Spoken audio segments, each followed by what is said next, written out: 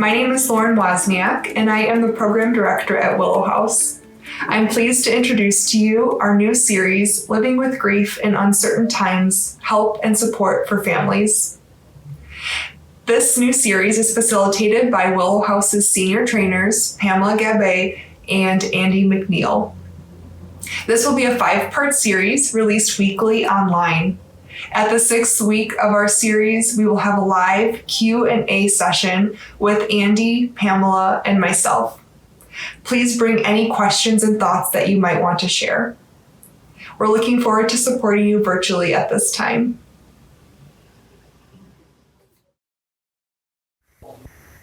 Hi, I'm Andy McNeil, and I'm here with Pamela Gabbay for our 5th installment in the Living with Grief in Uncertain Times, the series for families. We have had some really great discussions over these five sessions. We've looked at how grief impacts families. We've spent some time talking about how you care for yourself as the parent or caregiver in the home. And we also had a great discussion about how we help our kids in these times. Our last discussion was focused on how we cope as a family in the midst of COVID-19. And during these next few minutes, we wanted to talk about grief and change and growth. And sometimes it's kind of a difficult thing to talk about when we think about our grief is growth being part of it. And I just want to say this up front. I know that sometimes people use that term. They'll say, well, you're growing through this, right? And it might feel frustrating to us in the midst of it to say, well, is this just us just trying to pretend as though our grief's not there and we're, just trying to ignore it and focus only on the positives. And while having positive thoughts and positive thinking is an important part of certainly coping in grief, I don't know that that's what we're suggesting. I think more of this discussion for me starts with the idea that there's this natural thing that happens in our lives when we go through difficult or tragic circumstances. And matter of fact, there's even research that supports that through adversity, that one of the byproducts is growth in our lives. And there's probably a number of ways that we do that. It's this sense of transformation that's happening. And it's not sometimes something that we even expect, but we change as a person and really how we interact with the world. For example, I'll give one example of ways that sometimes people grow through difficult circumstances is sometimes, particularly if it's the death of someone in their life, people become, again, just as a byproduct, even more appreciative of the relationships they have in their lives. Because you know what it feels like and what it means to lose someone in your life, you have this greater sense of gratitude for the people in your life. I also think that one of the things that happens is you appreciate not only people differently often, but you appreciate the little things in life. You might appreciate a brand new day differently than you would have prior to somebody important in your life dying. I think that you also appreciate that life can be unpredictable and life can be short. And so I'll give you a good example. When my dad died, my mom was always so grateful that she told him she loved him whenever he was a long distance truck driver and he died in a truck crash. And one of the things that she felt was so important was to always tell him, I love you, and, anytime before he left on a run. And she had an even greater appreciation for that after he died, and she was grateful that she had done that. But what I noticed about her behavior after that is she would tell all of us, her kids, even more how much she loved us and appreciated us. And because she learned that people can just die out of the blue and that life doesn't guarantee us anything. So it really does change within families, within kids, within teens, the adults. It changes the way you view the world, right? Yeah. One of the things that we talk about is shattered assumptions. Yeah. And I think all of us grow up believing if we're a good person, if we do the right things, that only good things will happen to us. And that's just an innate belief that we often have, right? If we do the right things, then the right things will happen to us in our lives. Yeah. And when somebody dies, whether it was expected, with an illness or sudden death, we feel like, well, what did we do wrong? Or what part of the bargain did we not keep up? Yeah. Because they died. And that is where people's, really their assumptions and their opinions about the way the world works changes. Yeah, very much. It's almost as if we have this unspoken contract, right, with life or the universe or whatever it is, just in that way, as you say. And indeed, grief has a way of coming in and shattering that complete assumption. And so we find ourselves sort of rebuilding, like, where do I go from here? One of the things that I've had lots of conversations with people over the years, and just even in my own life with losses that I've experienced, is this struggle I have even with myself, or again, what I've heard other people struggle with is, what's the end game here? Like what's the destination that I'm heading toward in this grief?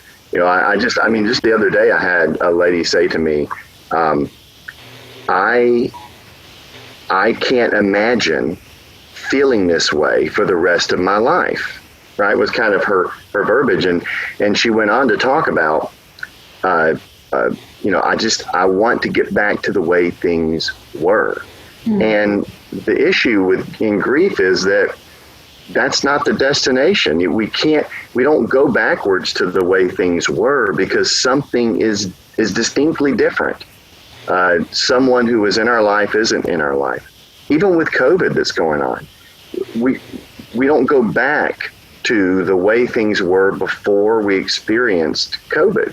We've all lived through it now, and it's changed us. And in some ways, it's changing society and how we function and interact and how we understand the world to work, right? So some of it is in some ways, and it's really difficult to even articulate, but in some way, a part of this is finding a way to lean into the idea that you're transforming and lean into some of those positive things that are byproducts of a tragic situation. Another one I think of, I know we talked about a greater appreciation for people in our lives, but another one of those growth areas is even a deeper sense of empathy. Because you've been through and you know what it feels like to go through what you've gone through, you find yourself with a deeper sense of empathy, one, for other people going through what you're going through, but also people going through all sorts of life challenges and stresses, because you're able to relate on a level that maybe you couldn't relate on before. I mean, that's the power of peer support, right? So many people who, after the death of a child, they want to connect with others who've had a child die, right? Because it's that sense of, now I know and I can empathize with you and you can empathize with me. And it even goes beyond that, Again, some people who've had a spouse die, that they want to connect with each other, right? So that there's a sense of empathy. Interestingly enough, too, Andy, when running children's grief groups, people ask, well, how do the kids get along? And how are you able to manage, 12 or 14 kids in a group and they're all getting along? And one of the things that I say is that bereaved children often have compassion for each other, and they're more insightful about hurt and about pain, and they don't want to treat each other unkindly because they've hurt so much in their own lives. And in their grief and their pain does change how they interact with other kids or other people because they know what it feels like to hurt. Yeah, right. The term, my mom used to say this all the time when we would talk about different people and people who were in our lives who just, when you were with them, you knew, number one, that they cared, and their conversation was different. And my mom, the way she described it is she would say, Andy, that person has depth. It's that idea that when we have been wounded by life, it almost, it reminds me of the Khalil Gibran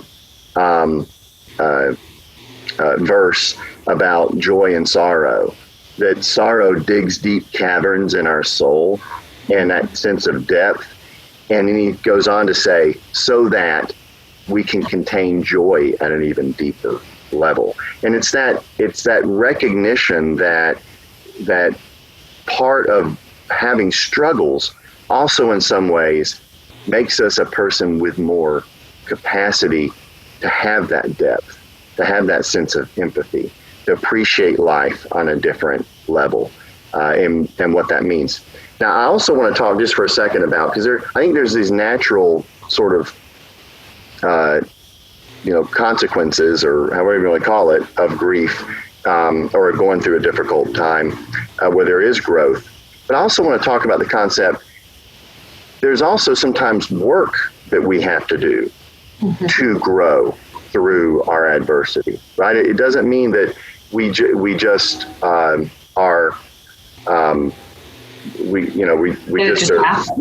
it doesn't just happen, right? It's not, one of my folks I worked with years ago, he had a great illustration. As he said, when I get off work, I live about 30 minutes from my workplace. When I get off work, if I get in my car and I sit there for 30 minutes, I'm not going to get home.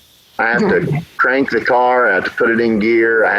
There's something I have to do, because time itself doesn't necessarily do all those things. And I think there are some things that grief and time does for us, but it alone doesn't do it. There are things that we have to do, and just a couple of them that come to my mind, as hard as it is, sometimes in the beginning of grief, it's just getting out of bed and putting my feet on the ground, right? Putting one foot in front of the other.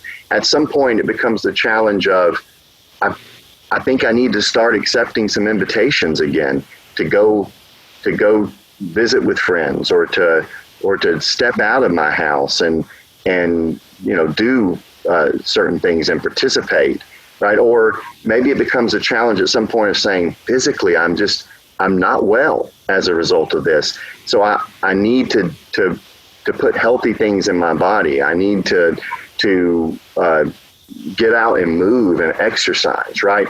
Those are all those tough choices, but those are tough choices that when we make them and we find a way to dig in and do it, we open up even more opportunity for growth in our lives, even through our difficult circumstances. Yeah, and to speak to that point, Andy, growth happens as a result of the struggle, right?